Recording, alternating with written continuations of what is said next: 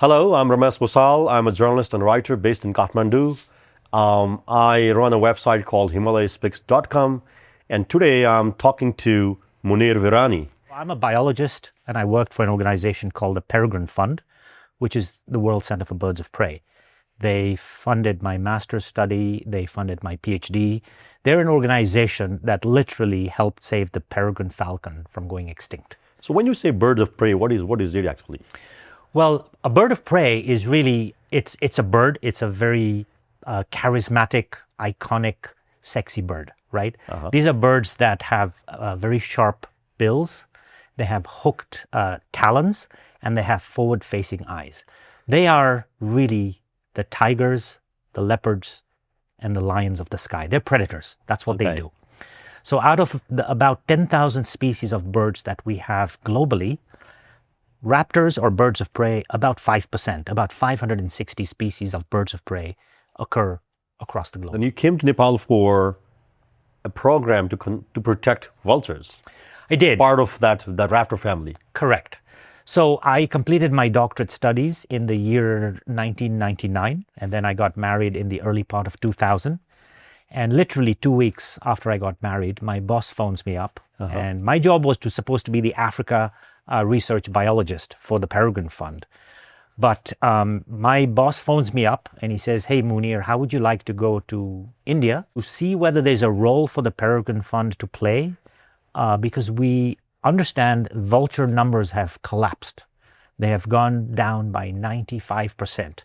Now, because the Peregrine Fund was involved in saving the peregrine falcon, the U.S. Fish and Wildlife felt that the Peregrine Fund's involvement would be critical to seeing whether they could understand what the problem was and whether they could help reverse it. So I came to India first to assess the problem. Vultures had completely gone by then. And then I told myself, having seen that documentary when I was 5 years old, here's my chance to go to Nepal. So I came in by road from West Bengal, all the way a 16-hour bus journey to Kathmandu. And that was really, my job was to see which partners we could find in Nepal to help set up field and diagnostic studies to understand what was causing the mortalities for these vultures. So that's where the real thing came up. Like, you found out a molecule that is killing the vultures. How did it go? Like, what was the process? What killed it? Well, first of all, this was a complete team effort. Right? So this was the Peregrine Fund. You were part of it. I was part of it, and I played. I was happy to contribute my role. I think a big part was because I have Indian roots, so I was able to speak the language. Kenya is closer to this part of the world than the United States, and my job was really a fact-finding mission, right? And so just to give you a sense, Nepal, India, vulture numbers were really down. 95%. 95%, right? But there were still a few vultures down in the Terai. And the three species of vultures, the Oriental white-rumped, the Indian long-billed, and the slender-billed vultures, their numbers had collapsed by 95%. So ideally, we needed to understand what was causing it. So in order to do that, we needed to find fresh tissue samples. We needed to collect those tissue samples, store them in liquid nitrogen, and then send them to a lab, preferably in Nepal or in India or in Pakistan, but also in the United States, because this was a program that was run by the Peregrine Fund, and we were working with a tremendous virologist who passed away. His name was Dr. Lindsay Oakes at Washington State University. So 3 years. Was it easy to just take all those samples? It was not easy. A tough thing, I guess. It was a very tough thing. Still, it is a tough thing to take all this genetic kind of thing out of country. And that's where Pakistan came in, right? Because India has very strict laws against the export of DNA material outside the country.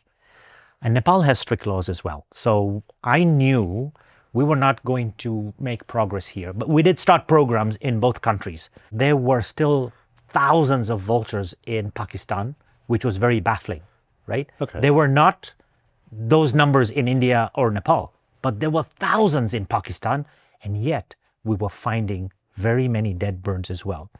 So we saw an opportunity to do work there. We found some students to monitor 3 sites. We had 1,800 nests that we started looking at.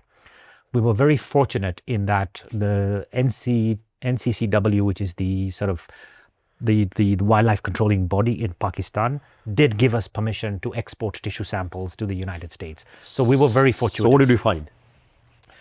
Well, it was not easy. Yeah. Right? Lindsay would tell you, I can tell you what these birds are not dying of. So it took us 3 years. Finding diclofenac was not an easy process. It took years of samples. It took years of collecting vultures. It took thousands of hours and manpowers finding those birds that were in good body condition, because you were either finding birds that were dead and decayed or decomposed, or you were finding very healthy birds. Finding those birds in between was very hard.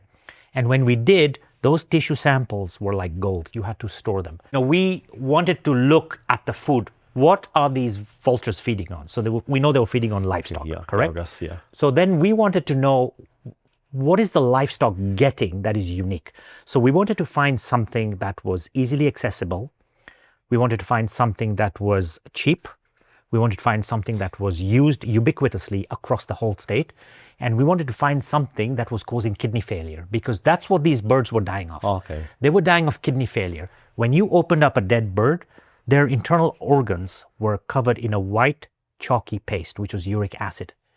And so diclofenac just stood out like that. Oh, okay. And then when Lindsay tested 4 samples, he got positives for all. In every 3 seconds, a bird is electrocuted or killed. I don't know how many birds were killed in between in the last 10, 12 minutes or 15 minutes. And that's 10 million a year. But that's only the electrocution. I'll forget about other things. Do we really don't care about the sky now?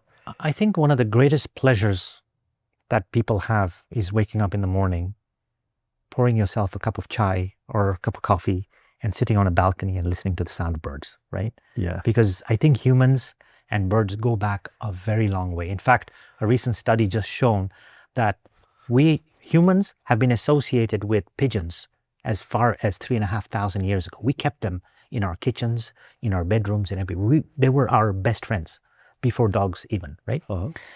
What is happening now in the world? There's a great demand for energy, obviously, and renewable energy, whether it's wind, whether it's solar, whether it's hydro, right? So there's this mad rush. And, I'm not saying people shouldn't get electricity. They should, right? We all need cell phones. We need to charge them and everything. And it's been done in a sustainable way. What's not been done in a sustainable way is the way they're putting the distribution network. Okay. The transmission line, they call it. No, there's the transmission line and then there's the distribution. Oh, there's, okay. Yeah. So the transmission and then the distribution takes it to our homes. Oh, yeah. Right? So they're small 10, 15 kV, 33 kV. In the old days, these poles were made out of wood. So there were wooden poles with a T frame, and then they had the insulators, right? The pins. Now those were virtually 100% safe. Not, birds would die when there was rain or something. Not in this scale. But what is happening now is all those wooden poles are being replaced by concrete ones, very cheap concrete ones. They have a reinforced metal steel reed bar inside, and the cross arm is all metal, and everything lies naked. Now, in a big grassland, so for example, in a place like Mongolia, which is great for raptors, there's these outbreaks of voles. These are these rodents that decimate the grasslands. Birds of prey like to sit on a perch. They have great eyesight. They sit around, they watch for movement, they go grab the prey, and then they bring it up over there. But what is happening is they sit on these power lines and they touch 2 phases. So they either touch phase to phase or they touch phase to ground and they get zapped. That completes the circuit, the bird dies. Oh, okay. And what is happening across the globe now? Every 3 seconds, a bird dies of electrocution.